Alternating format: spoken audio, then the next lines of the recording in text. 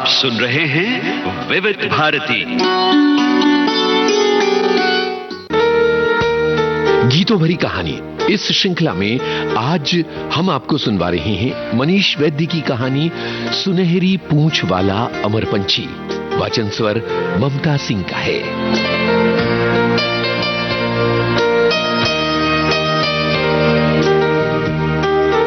प्रेम परछाई है, नहीं वो नदी के तटों की तरह है, कभी न मिल पाने को अभिशप्त। प्रेम हमारे भीतर के नमक की तरह है, नहीं प्रेम तेजाब की तरह है, भीतर तक सब कुछ खत्म कर देने वाला। प्रेम कोमल अनुभूति है, नहीं वो विद्रोह का उद्घोष नाद है। लड़की के मन में खलबली मची है, उसके चारों तरफ घुप अंधेरा है। भीतर के अंधेरे में घुल रहा है बाहर का अंधेरा। वो उस अंधेरे की आदी थी, वो इसे जानती थी। वो अंधेरे से नहीं डरती थी, वो किसी से नहीं डरती थी। वो नदी से मछलियां ले आती, शिकार करती और गोफन तान कर ऊंचे पहाड़ों से फल गिरा लेती। नदी की धार के खिलाफ तैरती हुई मछलियां उससे पीछे छूट जाती। वो अलबेली, अल्हड़, चुलबुली और अपनी ही धुन की थी, बाकी लड़कियों से बिल्कुल अलग। उसकी सहेलियां भी उसकी तरह नहीं थीं, थोड़ी थोड़ी करीब, फिर भी उनकी आपस में दोस्ती थी। उसकी सबसे अच्छी दोस्ती अपनी नानी से थी। नानी थी भी ऐसी। उम्र का फासला उनकी दोस्ती में कभी बाधा नहीं बनता। कभी नानी उसकी उम्र की हो जाया करती, तो कभी वो नानी की उम्र में दाखिल हो जाया करती। वो बचपन से ही नानी के पास रहती थी। उसके माँ पिता कई साल पहले चल बसे थे, तब वो बहुत छोटी थी, इतनी कि उसे ठीक से अपने माँ पिता का चेहरा भी नहीं याद। नानी के गांव के ठीक पीछे पहाड़ था, इतना पास कि जैसे गांव उसकी गोद में हो। पहाड़ से कूदती फांदती नदी गुस्से में बहुत तेजी से बहती, तो कभी मंद मंथर सी थकी मांदी किसी बुढ़िया की तरह। वो एक पहाड़ी नदी थी, पहाड़ों से फिसलकर मैदानों में बड़ी नदियों से मिल जाने वाली। जंगल के बीच चारों ओर गांव कुछ इस तरह ढका था कि बहुत पास आने पर भी उसका कोई चिन्ह नजर नहीं आता था। सागवान, पलाश, तेंदू, महुआ, शीशम के बड़े बड़े पेड़ों और झाड़ी नुमा रास्तों के बीच से यहाँ तक एक पगडंडी पहुँचती थी। यहाँ लोगों को रात बेरात चीते नाहर की गुर्राहट भरी दहाड़ सुनाई देती, तो कभी रीछ की आवाजें, पर ये लोग उन आवाजों से डरते नहीं थे। वो गांव भी नहीं था, गांव जैसा कुछ था। गांव में बहुत से मकान होते हैं, बहुत सारे लोग होते हैं और वे खेती या दीगर काम करते हैं। वहां कुछ दुकानें होती हैं, स्कूल, अस्पताल जैसी सुविधाएं भी हो सकती हैं, पर वो ऐसा नहीं था। वो छोटी सी बस्ती, कुल 20-22 टपरियां होंगी और 100 के करीब लोग। किसी फलिए की तरह गांव बाकी दुनिया से खोया हुआ था। हाँ, सरकारी नक्शे में जरूर जंगल के बीच सुई की नोक की मानिंद था। नदी से कुछ दूरी पर पीपल के पेड़ के नीचे एक छोटे से ओटले पर पत्थर की एक मूर्ति थी। गांव के मंदिरों और दीगर जगहों पर अमूमन कई मूर्तियां हुआ करती हैं, पर ये उन मूर्तियों से बिल्कुल अलग थी। ये एक औरत का बुत था, वो देवी की तरह नहीं थी। देवी की मूर्तियों के हाथों में हथियार या फूल जैसी चीजें होती हैं। ये पत्थर की औरत उसी तरह थी जैसे यहाँ की दूसरी औरतें। बुत में वो मुस्कुराती हुई दिखती, मानो कुछ ही पलों में खिलखिलाकर हंस पड़ेगी। किस राम के इंतजार में है ये पत्थर की अहिल्या। उस लड़की के लिए वो बुत बचपन से ही किसी रहस्य की तरह था। गांव में कोई शादी करके लौटता है तो नए जोड़े को सबसे पहले यही लाया जाता। लाल ध्वजा, घी का दिया, ताजे फूल, अगरबत्ती का धुआं, लोबान का धुआं, नारियल, दानी चुनरी, ढोल डमाकों के साथ सब यहाँ पूजा करते हैं। उनके साथ औरतों का हुजूम होता। उसने नानी से कई बार पूछा था, नानी हमेशा ही उसे टाल दिया करती। उसे नानी ने कई कहानियां सुनाई, पर ऐसा क्या था इस कहानी में कि उस बुत की बात आते ही वो डरने लगती। किसी अनहोनी की आशंका में उसकी आंखें फटने लगती। नानी उसे बच्चों की तरह अपने अंक में भर लेती और उसके बालों में अपनी उंगलियां घुमाती रहती जब वो डरती। वे शायद तब किसी तूफान से गुजर रही होती, सूखी नदी में तपती रेत का दरिया पार कर रही होती। चंदा नाम था उसका।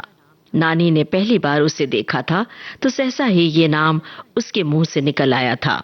उसके लिए अधखिला चांद का टुकड़ा। इस तरफ काले लोगों और अंधेरों के बीच रहने वाली नानी को उसकी कंचन सी देह से नया उजाला दिखा था।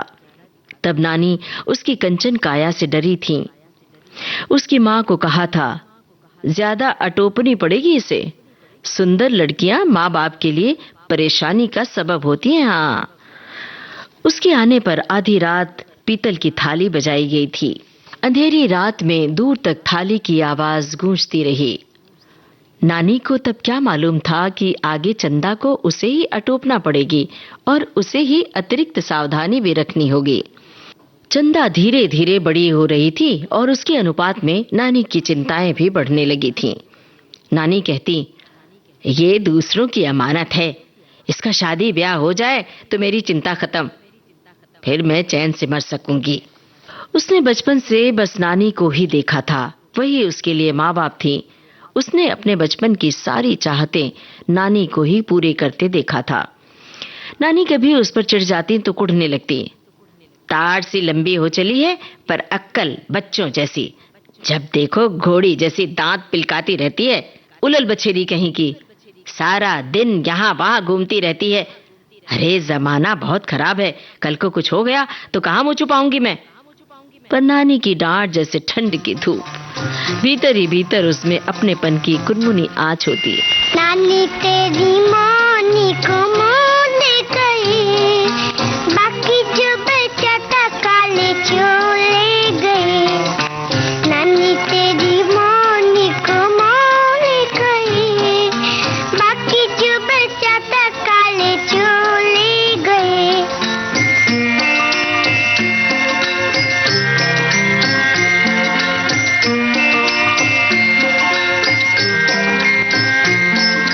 खाके पी के मोटे होके चोर बैठे रेल में, चोर वाला डब्बा कट के पहुंचा सीधा जेल में।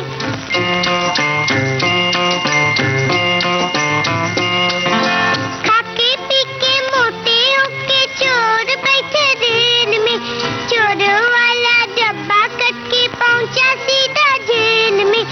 नानी तेरी मोनी को मोने गई, बाकी जो बचा था काले चोले गए।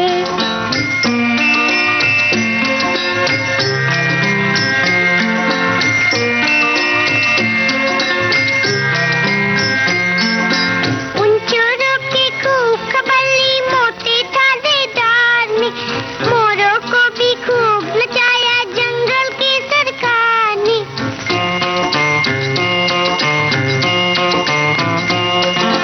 उन चोरों की खूब खबली मोटे थानेदार ने, मोरों को भी खूब नचाया जंगल की सरकार ने।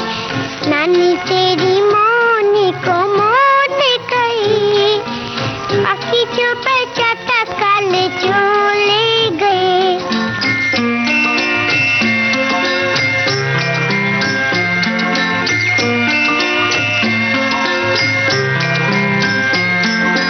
अच्छी नानी प्यारी नानी रूसा रूसी छोड़ दे, जल्दी से एक पैसा दे दे तू कंजूसी छोड़ दे।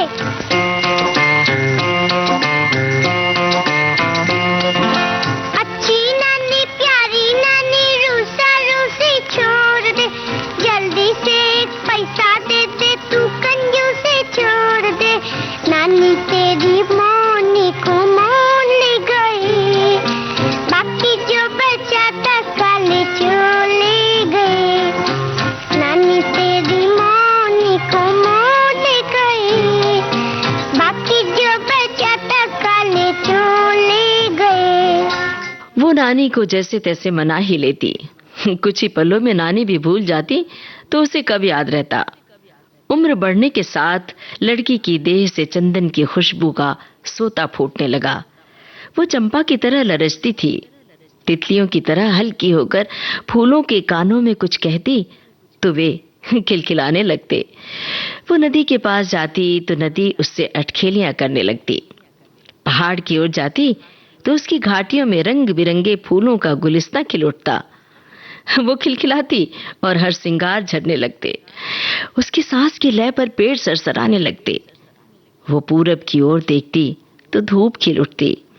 वो जंगल की भाषा जानती थी और जंगल उसकी भाषा पहचानता था।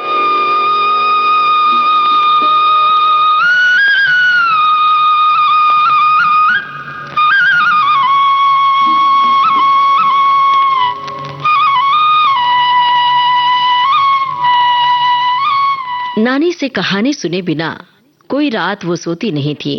नानी गजब की किस्सा गो थी। किस्सा गो उनकी तासीर में थी। वो ऐसे सुनाती कि चित्र चलने लगते। वे उस समय में दाखिल हो जाया करती मानो किरदार खुद अपनी बात कह रहे हों। नानी की कहानियां जैसे उसकी लोरी थी। नींद की घाटियों में वो उन किरदारों के बीच बहती रहती, घूमती रहती। वे किरदार सपनों में अक्सर उससे बातें किया करते। कई बार यह भी होता कि किरदार उसके भीतर इस तरह बस जाते कि वो उनके प्रभाव से बहुत दिनों तक बाहर ही नहीं आ पाती। तब वो बेचैन सी नदी के तट पर जा बैठती, जैसे नदी से कुछ पूछ रही हो, गुमसुम सी, अनमनी और उदास। भीतर ही भीतर सुलगती हुई घंटों तक इसी तरह बैठी रहती। नानी की कहानी सुनने से पहले 2 शर्त होती। शर्त नहीं तो कहानी नहीं। चंदा हर बार ये शर्तें मानती। पहली शर्त थी हुकारा, मतलब हाँ में हाँ मिलाते चलो। जब वे कहानी कहती तो जरूरी था कि सुनने वाला कुछ देर में हाँ हाँ कहता रहे।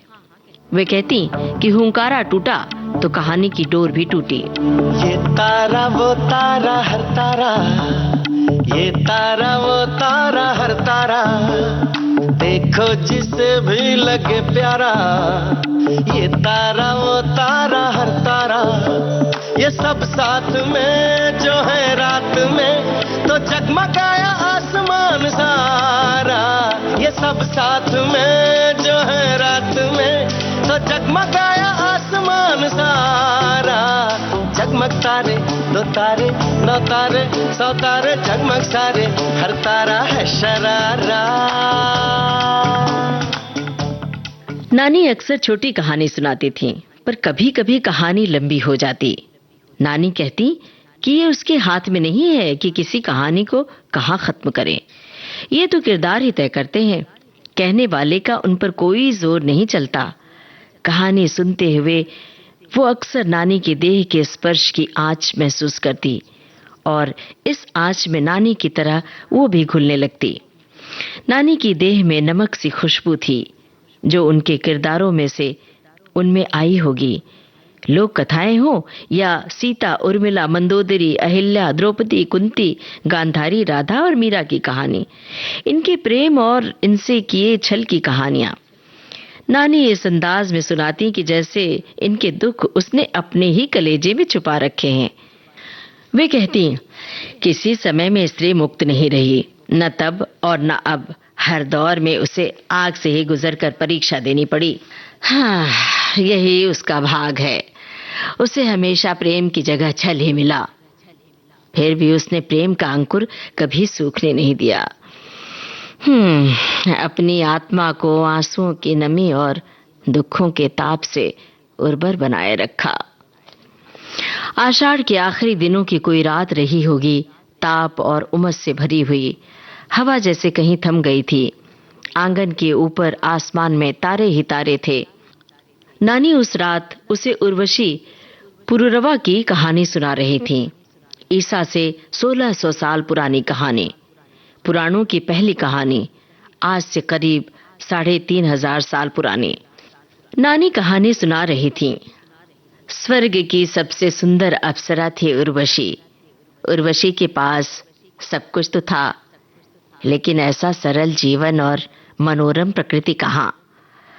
स्वर्ग में नृत्य, संगीत और आकर्षण के स्थिर सपनीली दुनिया से अलग यहाँ धरती पर राग रंग, जीवन संघर्ष, मौसमों की आवाजाही और प्रकृति का पल पल बदलना।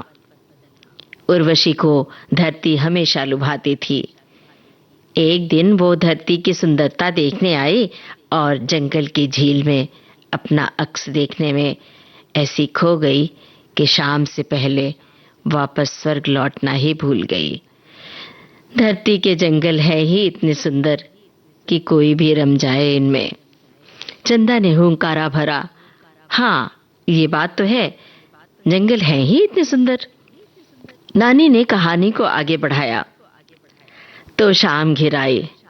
चांदनी रात में झील का सौंदर्य और बढ़ गया। उर्वशी के रूप गंध से जंगल महकने लगा। इससे केसी नाम के राक्षस का पुरुषत्व जाग उठा। उसने उर्वशी का हाथ पकड़ा और उसे जबरन ले जाने लगा। उर्वशी ने सहायता के लिए पुकारा। रात के नीरव सन्नाटे को चीरते हुए स्त्री का आर्तनाद जंगल में दूर दूर तक फैल गया। चंदा ने दोनों हथेलियां अपनी ठोड़ी पर रखते हुए पूछा, अरे फिर क्या हुआ नानी? कोई आया उसे बचाने? नानी ने अपनी आवाज को और भीतर तक ले जाते हुए कहा, हाँ, थोड़ी दूरी पर पुरुरवा शिकार के लिए गुजर रहे थे। पुरुरवा एक प्रतापी राजा था, स्त्री और गरीबों का रक्षक। प्रतिष्ठानपुर का राजपाट होते हुए भी एकदम एकाकी। ओशिन सहित कई रानियां थीं, पर मन की बात कोई नहीं समझ पाती।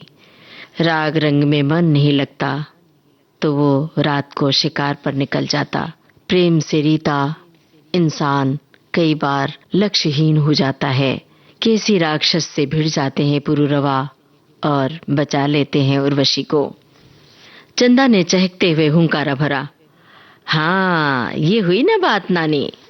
नानी को इस तरह कहानी की शुरुआत में ही चंदा का फैसला देने वाला अंदाज ठीक नहीं लगा, पर वो भी आखिर किस्सागो थी। उसने अगले ही पल चंदा को फिर से बेचैन कर दिया। नानी ने आवाज बदली और वे कहने लगी, लेकिन यहीं आता है एक नया मोड़ जो बदलता है पुरुरवा और उर्वशी की जिंदगी को। केसी से छुड़ाने में कई बार पुरुरवा और उर्वशी का एक दूसरे से स्पर्श हुआ। दोनों के भीतर स्पर्श से तरंगित सितार के कई तार छिड़ गए। चांदनी रात के दूधिया उजाले में दोनों की आंखें मिली तो वे एक दूसरे की आंखों में कुछ ढूंढने लगे। बरसों की आस घुमड़ आई। अनायास बारिश होने लगी। उस रात दोनों की बरसों से तपती अतृप्त देह अंधेरे और बारिश में एक होने को आतुर थी। दोनों की देह उस बियाबान में अकथ प्रेम की कहानी लिखती रही। चंदा ने हुंकारा देते हुए पूछा, हाँ तो फिर शादी हो गई दोनों की? नानी ने रपटते हुए कहा, अरे ऐसी आसान कहाँ होती है कहानियां चंदा। उर्वशी यहाँ धरती की नहीं, वो तो स्वर्ग की थी ना। नानी फिर शुरू हो गई। तो सुबह पुरुरवा ने भारी मन से उर्वशी को स्वर्ग भेज दिया। दोनों रीते रह गए। भीतर ही भीतर कुछ खो गया। न पुरुरवा का मन धरती पर लग रहा था और न ही उर्वशी का मन स्वर्ग में। एक का धरती पर राजसी ठाठ बाट तो दूसरे का स्वर्गिक आनंद, लेकिन दोनों एक दूसरे के प्रेम में झुलस रहे थे, दोनों अनमने से। आधा है चंद्रमा रात आधी, आधा है चंद्रमा रात आधी, रह न जाए तेरी मेरी बात आधी, मुलाकात आधी। आधा है चंद्रमा रात आधी, रह न जाए तेरी मेरी बात आधी, मुलाकात आधी। आधा है चंद्रमा।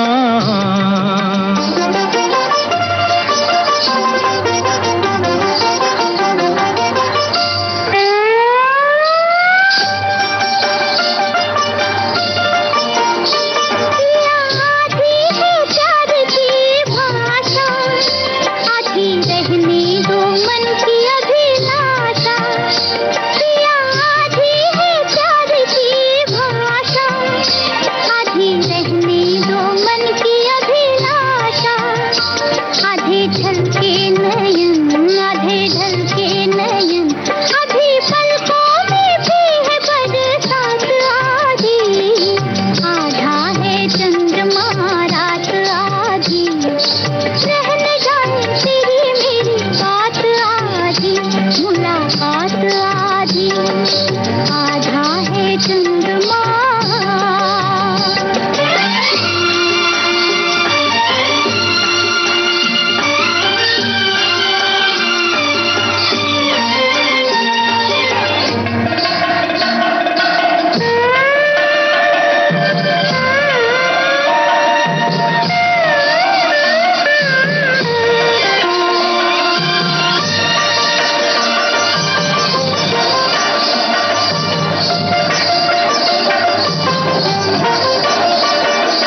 कब तक रहेगी अधूरी, प्यास होगी नहीं क्या ये पूरी। आस कब तक रहेगी अधूरी, प्यास होगी नहीं क्या ये पूरी। प्यासा प्यासा पवन, प्यासा प्यासा गगन, प्यासे तारों की भी है बारात आधी, आधा है चंद्रमा रात आधी। रह न जाए तेरी मेरी बात आधी, मुलाकात आधी, आधा है चंद्रमा।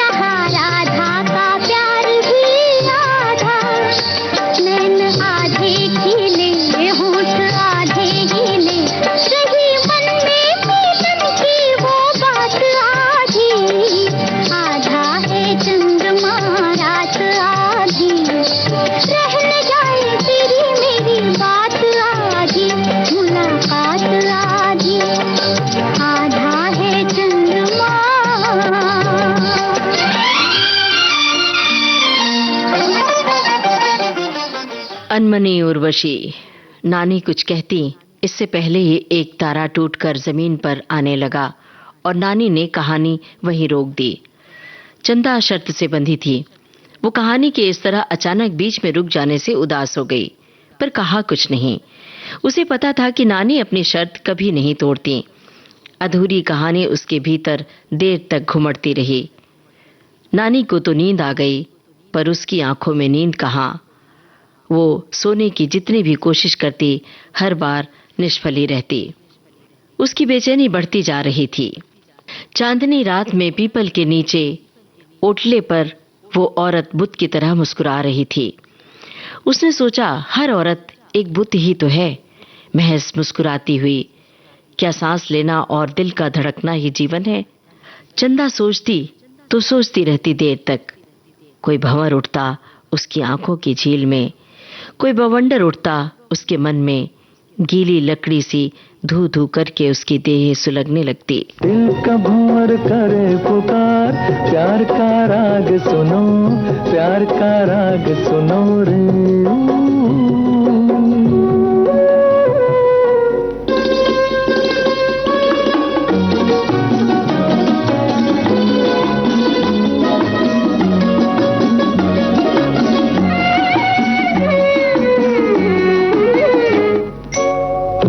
तुम गुलाब का क्या जवाब आपका, जो अदा है वो बहार है। आज दिल की बेकली आ गई जुबान पर, बात ये है तुमसे प्यार है। दिल तुम्हीं को दिया रे, प्यार का राग सुनो रे। दिल का भंवर करे पुकार, प्यार का राग सुनो, प्यार का राग सुनो रे। वो इस वक्त आकाश की याद में है, बड़ी शिद्दत से, मानो बीता हुआ सच अभी गुजर रहा हो उसकी आंखों के सामने। वो कहाँ होगा? क्या वो भी उसे याद करता होगा? पता नहीं। यही नदी के किनारे उन्होंने एक दूसरे को पहली बार देखा था। दोनों को नदी ने देखा था, पीपल की बुत वाली औरत ने देखा था, पहाड़ ने देखा था और जंगल ने भी। उसने उसे देखा तो वो देखती रह गई। ऐसा कोई इधर उसने कभी देखा नहीं। उसे लगा कि ये जंगल की कोई परी है। किसी ने तन्मय होकर तराशी है उसकी देह। बड़ी बड़ी आंखें, सुतवा नाक, लरजते से नाजुक होठ, सुराही का गला, काले बालों का लहरदार जूड़ा, लाल ओढ़नी, धानी घाघरा, जैसे वन देवी हो या राह में भटकी हुई कोई राजकुमारी। वो खो गया था। वो अब महसूस कर रही थी उसकी आंखें उसे भेद रही हैं, शायद भीतर आत्मा तक। उसकी आंखों में भी इंद्रधनुष तनने लगा था। सपनों से उसके जीवन में उतर रहा था प्रेम। धीरे धीरे अपने अंक में लेती हुई आज थी वहां। वो उस ताप से अपने में ही बिखर रही थी और वो फैल रहा था उसके वजूद में हौले हौले। चंदा तिल तिल आकाश के वजूद में समा रही थी। उसका अपना सब कुछ विलीन हुआ जा रहा था। प्रेम में दो हो ही नहीं सकते। वहां अद्वैत है। आकाश की तरह उसने भी चंदा को अपने में समेट लिया था। आकाश के बिना चंदा तो चंदा के बिना आकाश कैसा। वे प्रेम में थे या उनके साथ पूरी प्रकृति ही प्रेम में थी। नीले गगन के तले धरती का प्यार पले। नीले गगन के तले धरती का प्यार पले।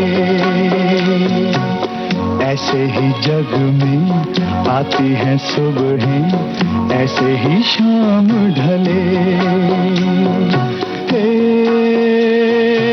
नीले गगन के तले धरती का प्यार पले।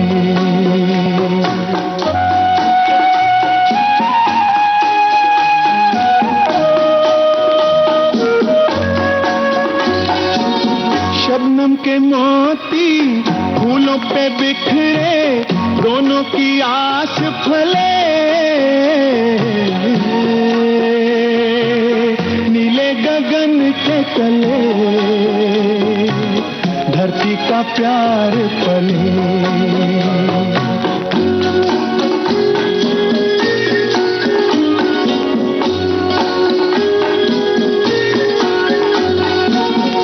खाती बेले मस्ती में खेले, पेड़ों से मिल के गले। नीले गगन के तले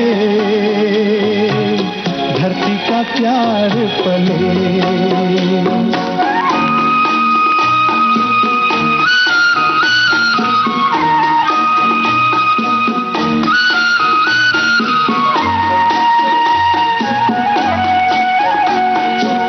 नदिया का पानी दरिया से मिलके सागर की ओर चले। नीले गगन के तले धरती का प्यार पले। ऐसे ही जग में आती है सुबहें, ऐसे ही शाम ढले। नीले गगन के तले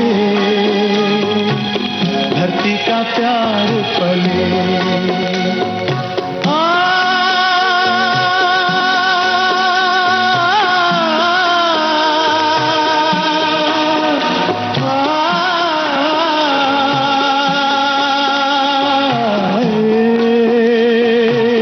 नीले गगन के तले धरती का प्यार पले। ला ला ला ला ला ला ला ला ला ला ला।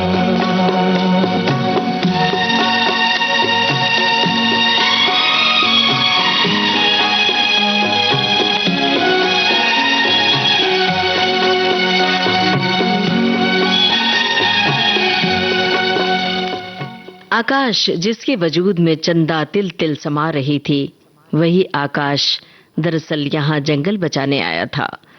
कुछ लोग जंगल को खत्म कर देना चाहते थे। वो जंगल को उसी तरह रखना चाहता था जैसे जंगल बरसों से था। वो नदी में मछलियों की आवाजाही देखता रहा। चंदा के पैरों को छूते हुए नदी का पानी अपनी धार में बह रहा था। तब से अब तक न जाने कितना ही पानी बह गया होगा इस धार में। वो सोचने लगता है, स्मृतियां दुख से भर देती हैं, जख्म हरे हो जाते हैं। क्यों नहीं भूल पाते हम दुखद स्मृतियों को? मानो कहीं भीतर फंसी रह जाती हैं ये दुखद स्मृतियां। सपनों से जीवन में आया प्रेम कब फिर सपनों में लौट जाता है, हम समझ भी नहीं पाते। प्रेम दुर्लभ है, शायद हवा के वर्जित फल की तरह। कुसुम जो चंदा की प्रिय सहेली थी, शुरू से ही इसके खिलाफ थी। पहले दिन से वो कहती थी प्रेम कुछ भी नहीं है, बस छलावा है, एक भरम है, एक बहाना है। दोनों नदी के तट पर इसी जगह बैठी थीं।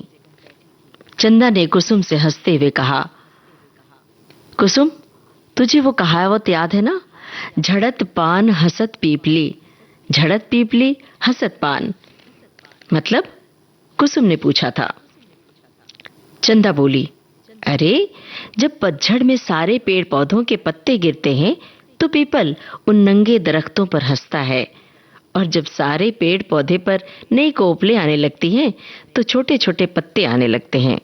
तब पीपल के पत्ते झड़ने लगते हैं और सारे उस पर हंसते हैं।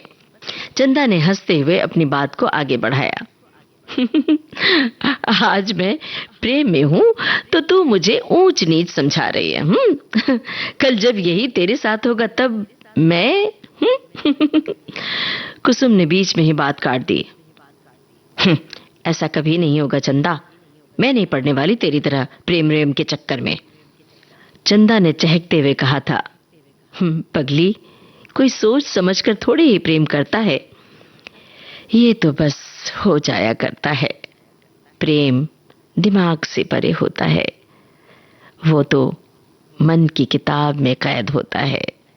प्रेम मन में होता है, अनजाने में, जानबूझकर नहीं। चलो चलो, प्रेम अंधा होता है, कुसुम ने कहा। नहीं कुसुम, प्रेम तो आंखें खोल देता है। चंदा बोली। हाँ, प्रेम संकीर्ण कर देता है, कुसुम बोली। नहीं रे, प्रेम तो संकीर्णता को तोड़ता है, प्रेम सारी हदें तोड़ देता है। प्रेम निस्सीम है, निस्सीम। चंदा बोली। प्रेम समझ को ही खत्म कर देता है, ये एक तरह का पागलपन ही है चंदा। प्रेम जीवन को नए अर्थ देता है, वो दो दिलों को जोड़ता है, ये तो एक अलग अनुभूति होती है। प्रेम हमारे पागलपन का उपचार है, दवा है, प्रेम दवा है। चंदा, प्रेम आग है, आग। कुसुम, आग भी तो जरूरी है ना जीवन के लिए। आग से ही तो अनाज पकता है, आग से ही लोहा ढलता है, आग से ही सोना तपता है। आग नहीं तो जीवन कैसा? हर सर्जन आग की भट्टी से ही तो उपजता है।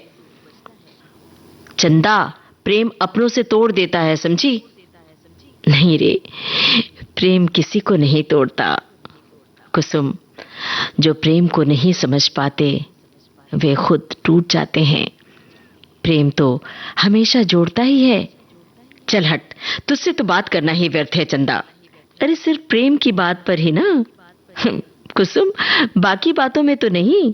ऐसा इसलिए है कि तूने प्रेम को अब तक सिर्फ दूर से ही देखा है, दूसरों की नजरों से ही ना।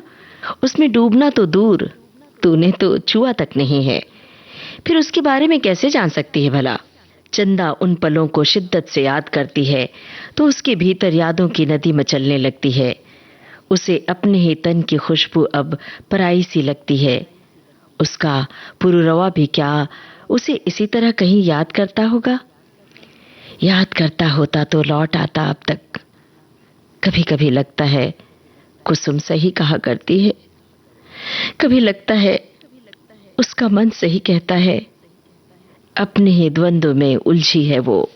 पर उसे भरोसा है अपने प्रेम पर, पूरा भरोसा है कि एक दिन लौट आएगा आकाश भी। चंदा और आकाश जब मिलते तो देर तक बातें करते रहते। उनकी बातें कभी खत्म नहीं होती थीं। उनके पास बातों का खजाना था। कभी वे बातें करते हुए जंगल में खो जाते, तो कभी पहाड़ से उतरती नदी को देखते रहते। नदी का ये तट उन्हें सबसे अच्छा लगता। उनके पैर नदी के पानी में होते और इस तरह नदी प्रेम को सींचती थी। उनकी बातें नदी में गिरती रहती।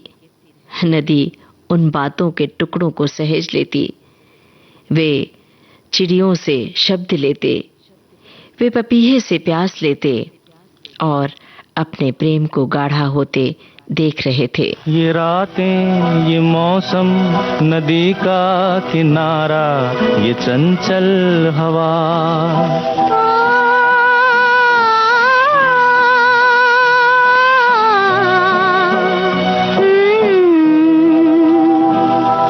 ये रातें, ये मौसम, नदी का किनारा, ये चंचल हवा।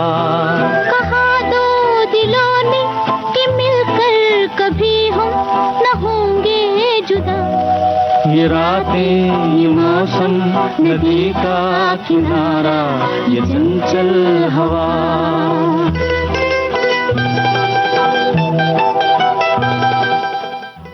आकाश को बुत वाली औरत की कहानी उसने ही सुनाई थी। आकाश का हाथ पकड़कर वो उसे बुत के पास ले गई थी। बुत वाली औरत मुस्कुरा रही थी। आकाश, ये बुत देख रहे हो ना? ये बुत नहीं है, सच की औरत है, इसी गांव की। करीब 400 साल पहले यही इसका घर था। हर दिन नदी के पास की पगडंडियों से पहाड़ की ओर बकरियां लेकर ये निकल जाया करती थी। कभी वो बहुत मीठा गाती थी। पहाड़ पर गाती तो गांव सुनता रहता।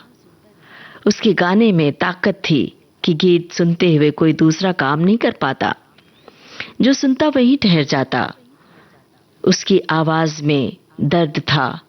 उसके दर्द से भीगे गीत पहाड़ की घाटियों में गूंजते रहते देर तक। नदी के साथ बहते हुए गीत बहुत दूर तक चले जाते। आकाश हतप्रभ था।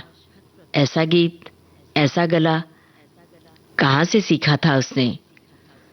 अपने ही दुखों से, अपने ही भीतर से। यह कौन किसको सिखाता है? सब अपने ही भीतर सीखते हैं। कहते हैं वो गले से नहीं गाती थी, अपने कलेजे को ही चीर लेती थी वो। वहीं से फूटता था गीत। चंदा की आंखें बुत पर टिकी थी। ऐसा क्या दर्द था उसका? प्रेम का दर्द, जिसका कोई उपचार उसके पास नहीं था, कोई दवा नहीं थी उसके पास। फिर क्या हुआ? आकाश बेताबी से पूछ रहा था। उसने भी किसी से प्रेम किया था। कहीं से सौदा बेचने यहां आया और प्रेम लेकर चला गया। फिर बरसों तक इधर नहीं लौटा। वो उसका इंतजार करते रहे। इंतजार का दर्द सिमट आया था उसके गीतों में। लौट के आ, लौट के आ, लौट के आ, हाँ लौट के आजा मेरे मीत। हाँ लौट के आजा मेरे मीत, तुझे मेरे गीत बुलाते हैं। मेरा सुना पड़ा रे संगीत, मेरा सुना पड़ा रे संगीत, तुझे मेरे गीत बुलाते हैं। हाँ लौट के आजा मेरे मीत।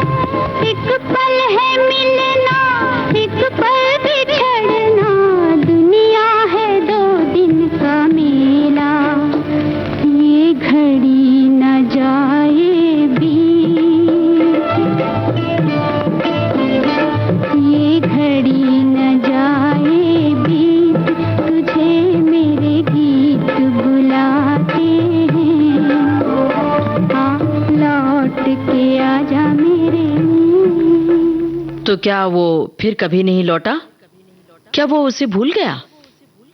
नहीं, वो उसे अपने देश, अपने गांव ले जाने को लौटा था, पर वो उसके साथ जाने को तैयार नहीं थी। उसे इस जंगल से इतना प्यार था कि कहीं जाने की बात कभी सोच भी नहीं पाती। हार कर सौदागर ने भी यहीं रहने का फैसला कर लिया। वो बहुत खुश हुई।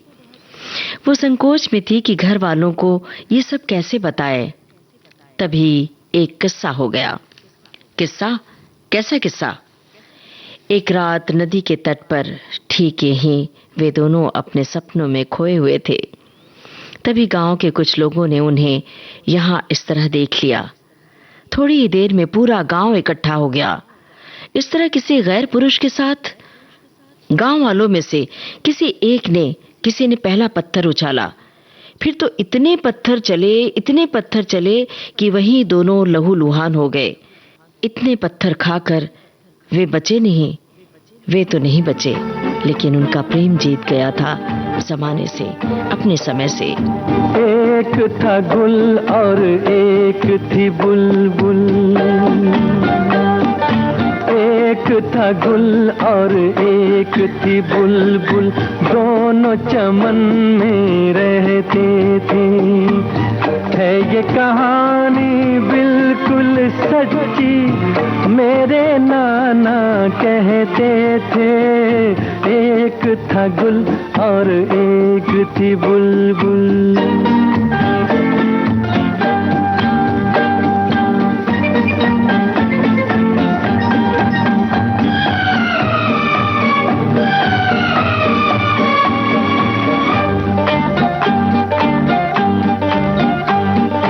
बुलबुल कुछ ऐसे गाती थी। कैसे गाती थी? जैसे तुम बातें करती हो। वो गुल ऐसे शर्माता था, जैसे मैं घबरा जाता हूँ। बुलबुल को मालूम नहीं था गुल ऐसे क्यों शर्माता था। वो क्या जाने उसका नगमा गुल के दिल को धड़काता था। दिल के भेद न आते लब पे, ये दिल में ही रहते थे। एक था गुल और एक थी बुलबुल। उसके बाद गांव में जैसे मुर्दान की छा गई। संकट पर संकट, गांव वाले परेशान। संकट में ही याद आते हैं अपने किए हुए बुरे कर्म। ये उसी औरत की वजह से तो नहीं। पूरे गांव ने नाक घिसी यहां आकर। किसी मूर्तिकार ने उसकी मूर्ति गढ़ी पत्थर में। तब से अब तक इसे लोग देवी की तरह पूजते हैं। लेकिन कुंवारी लड़कियों को यहां नहीं आने देने के पीछे क्या वजह है? डर, प्रेम से। उन्हें लगता है कहीं वे भी प्रेम में न पड़ जाएं। कोई माँ अपनी बेटी को यह किस्सा तक नहीं सुनाती कि कहीं उसकी बेटी भी प्रेम न करने लगे। आकाश ने कहा था, तो क्या इन 400 सालों में कुछ भी नहीं बदला? बिल्कुल नहीं। शायद ये दुनिया का पहला ऑनर किलिंग रहा होगा। बहुत देर तक दोनों के बीच सन्नाटा सा रहा। वे भी धीरे धीरे पत्थर के शक्ल में ढल रहे थे। दूसरी रात नानी ने फिर शुरू की थी उर्वशी की कहानी वहीं से जहां तारा टूटने पर छोड़ी थी।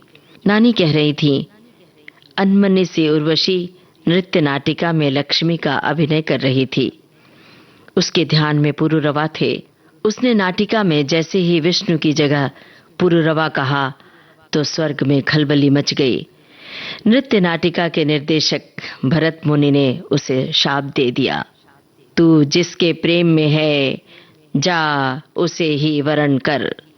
वो प्रेम में थी तो उसे ये शाप भी वरदान ही लगा। उसने पुरुरवा के पास संदेश भेजा। पुरुरवा ने उसे धरती पर बुलवा लिया। गंधमादन की रमणीक पहाड़ी पर दोनों प्रेम में रहने लगे। अच्छा, इस तरह तो प्रेम जीत गया नानी, चंदा बोली। नानी ने कहा, सरल नहीं होती जिंदगी की राह बेटा, वो कई मोड़ मुड़ती है। हाँ, प्रेम को कई परीक्षाओं से गुजरना पड़ता है। अब आगे सुन। पुरुरवा उर्वशी के लिए फल लेने जा रहे थे कि जंगल में उसकी आंखें पल भर के लिए नदी से झुककर पानी भरती हुई एक युवती पर ठहर गई। पुरुरवा को बिना बताए उर्वशी भी थोड़ी दूर पर उनके पीछे चल रही थी। एक स्त्री सब कुछ सहन कर सकती है, पर अपनी उपेक्षा नहीं। वो डाह से भर उठी और वहीं एक बेल में बदल गई। पुरुरवा परेशान, सब तरफ देखा, ढूंढा, पर कहीं नहीं। पुरुरवा विरह से बहुत दुखी हुए। एक मुनि ने देखा तो दया से भरकर उन्होंने पुरुरवा को एक मणि दी, जिसके छूते ही उर्वशी फिर से स्त्री बन गई। वो बेल में नहीं बदली थी, शायद वो बेलों के पीछे अपने में ही छुप गई थी। नानी कहे जा रही थी। बहुत मनाने पर उर्वशी उसके साथ रहने को तैयार तो हो गई, पर उस बार उसने पुरुरवा के सामने शर्त रख दी। कैसी शर्त नानी? प्रेम में शर्त? बोला कैसे? चंदा के माथे पर बल पड़ गए थे। नानी की कहानियां ऐसे ही कई मोड़ों से भरी होती हैं, उसकी अपनी जिंदगी की तरह। ऐसा लगता कि बस अब कहानी का सुखांत होता ही है और तभी कोई एक नया मोड़ आ जाता उसमें। सुनने वाला अचरज में पड़ जाता है। नानी कहती, अरे मोड़ नहीं तो कहानी क्या? नानी ने कहा, हाँ, प्रेम में शर्त। ये उसकी प्रेयसी बनकर तभी तो उसके साथ गंधमादन पहाड़ पर रहेगी, जब तक कि उनमें से कोई एक दूसरे को निर्वस्त्र नहीं देख लेते। जिस दिन दोनों में से किसी ने भी एक दूसरे को बिना कपड़ों के देखा, उसी पल उर्वशी उससे संबंध तोड़कर वापस स्वर्ग चली जाएगी। तो क्या पुरुरवा ने शर्त मान ली? चंदा कहानी के भंवर में धंसती जा रही थी। नानी ने कहा, अरे वो क्या करता, वो तो उर्वशी के प्रेम में था, उसके पास कोई विकल्प नहीं था शर्त मानने के सिवा। उसने शर्त मान ली। अब वे दोनों उजाले में सामने नहीं पड़ते, पर रात के अंधेरे में दोनों एक दूसरे में खोए रहते। दोनों सुख से रहने लगे। राजपाट का काम भी पुरुरवा वहीं से देखते थे। वे बरसों तक अपनी राजधानी ही नहीं लौटे। फिर क्या हुआ नानी? क्या किसी ने उनके राज्य पर हमला कर दिया? चंदा की बेचैनी अब चरम पर थी। नानी ने कहा, अरे नहीं रे, पुरुरवा जैसे प्रतापी राजा के राज्य पर हमला करने की हिम्मत भला कौन करता? दूसरी बात हुई। उर्वशी के चले आने से स्वर्ग में उदासी फैल गई थी। नृत्य और संगीत बिना अधूरे हो गए थे। वहां नृत्य में चपलता नहीं, संगीत में सुर नहीं, लय, ताल, आरोह अवरोह सब भूलने लगे। वहां और भी अप्सराएं थीं, लेकिन नृत्य और संगीत की आत्मा तो जैसे उर्वशी में ही बसती थी। इंद्र के साथ बाकी देवता भी चिंता में पड़ गए।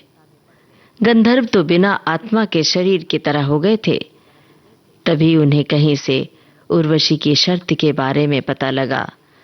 उन्होंने एक खेल रचा, छल किया पुरुरवा से। नानी ने एक ठंडी सांस भरी। एक पल को अंधेरे में कुछ सोचती रहीं, फिर कहानी में लौट आई, जैसे वो भी अपने अतीत से लौट रही हों।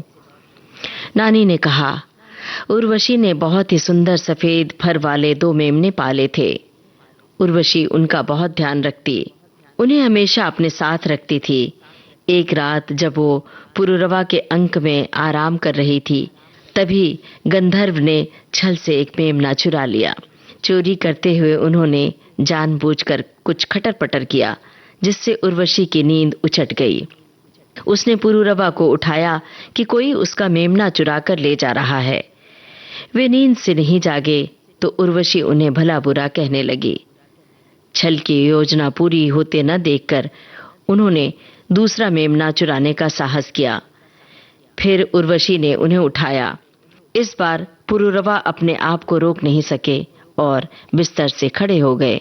तभी देवताओं ने बिना मौसम की आसमानी बिजली चमका दी। पल भर को उर्वशी ने पुरुरवा को और पुरुरवा ने उर्वशी को निर्वस्त्र देख लिया। शर्त टूट गई थी। उर्वशी को फिर स्वर्ग लौट जाना पड़ा। पुरुरवा अकेला रह गया, अनमना और उदास। वो विछोह की आग में जल रहा था और उर्वशी भी जल रही थी विछोह में। तेरे बिना जिया जाए ना, तेरे बिना जिया जाए ना, तेरे बिना जिया जाए ना, तेरे बिना जिया जाए ना, बिन तेरे तेरे बिन साजना, सांस में सांस आए ना, तेरे बिना जिया जाए ना, तेरे बिना जिया जाए ना, बिन तेरे तेरे बिन साजना, सांस में सांस आए ना, तेरे बिना जिया जाए ना।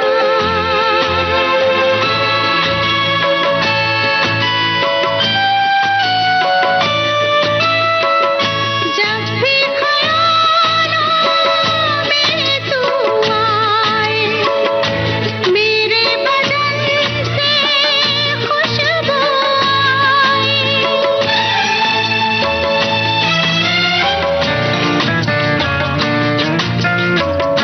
जब भी ख्यालों में तू आए, मेरे बदन से खुशबू आए, महके बदन में रहा ना जाए, रहा जाए ना,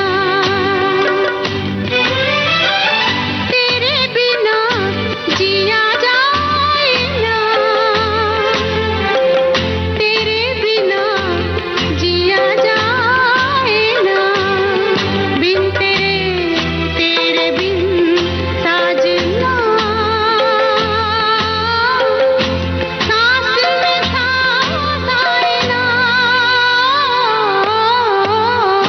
तेरे बिना जिया जाए ना, तेरे बिना जिया जाए ना। पुरुरवा का राजकाज में मन नहीं लगता था। रह रहकर उर्वशी की याद सताती। कई महीनों बाद उर्वशी एक बार फिर पुरुरवा को किसी निर्जन झरने में स्नान करते हुए दिखी। देर तक दोनों एक दूसरे को विछोह की कहानियां सुनाते रहे। पुरुरवा के प्रेम में उर्वशी को पिघलना ही पड़ा। उसने कहा, वो स्वर्ग के नियम से बंधी है, लेकिन हर साल के आखिरी दिन उससे मिलने धरती पर जरूर आएगी। और वो आती रही हर साल इसी तरह एक रात के लिए। चंदा ने फिर हुंकारा भरा। अच्छा, फिर क्या हुआ नानी? नानी ने आगे कहा, एक बार देव और दानव का जोरदार युद्ध हुआ, बहुत बड़ा। देवता जितनी भी कोशिश करते, दानव फिर उन्हें पीछा कर देते। ऐसे समय उन्हें धरती पर रहने वाले पुरुरवा की याद आई। पुरुरवा ने युद्ध में देवताओं की मदद की। इंद्र ने लौटते समय उर्वशी को भी उनके साथ भेजा। उर्वशी स्वर्ग से मुक्त होकर हमेशा के लिए धरती पर आ गई। फिर जिंदगी भर दोनों हमेशा साथ साथ रहे। उनके कई पुत्र हुए। फिर प्रेम की जीत हुई। स्वर्ग और धरती का मिलन हुआ हमेशा के लिए गंधमादन की पहाड़ियों पर।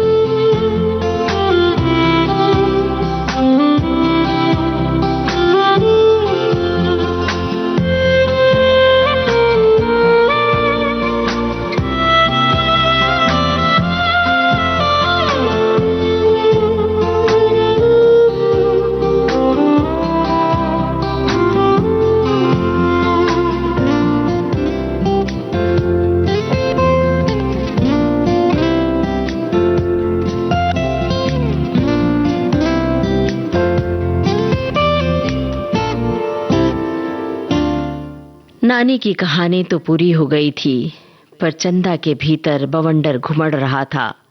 वो सोच रही थी कि दुनिया की खिलाफत, नफरत और छल के बाद भी प्रेम किसी भी समय खत्म नहीं हुआ। कोई तो बात है कि हजारों साल के बाद भी प्रेम बार बार बचा रह जाता है। उसे लगा कि प्रेम उस अमर पंछी की तरह है जिसके बारे में उसे आकाश ने बताया था। सुनहरी पूंछ वाला रंग बिरंगा फिनिक्स पक्षी। सैकड़ों साल जीता है फिनिक्स, और आखिर में वो टहनियों और लकड़ियों से अपने आसपास घोंसला बनाता है, खुद अपनी चिता बनाता है और उसी में जल जाता है। इसी राख से एक नया पक्षी जन्म लेता है। शायद प्रेम भी फिनिक्स की तरह अपनी ही राख से बार बार उग आता है, और इसी तरह उगता रहेगा प्रेम हमेशा हमेशा।